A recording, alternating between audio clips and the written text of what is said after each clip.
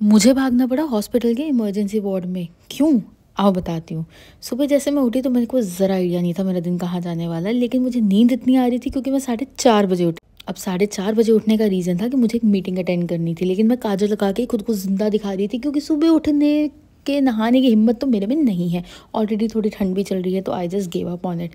Meeting attend करी, थोड़ा हाँ जी सिर हिलाया, लेकिन इतनी नींद आ रही थी ना कि उसके बाद तुरंत ही मैंने रजाई ली और मैं सो गई हूँ। ऑफिस का ही काम किया, लेकिन वहाँ से मुझे फ़ोन आता कि मेरी फ्रेंड का एक्सीडेंट हो गया, so I had to rush her to the hospital.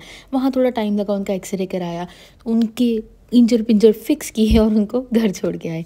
Anyways उसके बाद मैं ऑफिस गई, ऑफिस का काम किया, लेकिन अपने टाइम के बाद हमने वहाँ पे कुछ डेकोरेशन करी बिकॉज हमारे यहाँ पाठ था।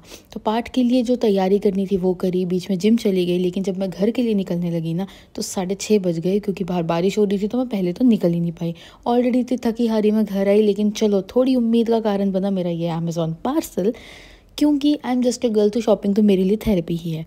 तो मैं बहुत एक्साइटेड थी देखने के लिए क्या आया, पर दोनों ही चीज़ें मेरी नहीं थी। तो एक हैमर करेक्टर आया था जो मम्मी का था, और एक ही लोअर आया था। बाय द वे दोनों ही बहुत सस्ते थे, तो उनको टैग ज़रूर कर दूँगी तुम लोगों के लिए, नीचे डिस्क्रिप्शन में उसका एक लिंक होगा।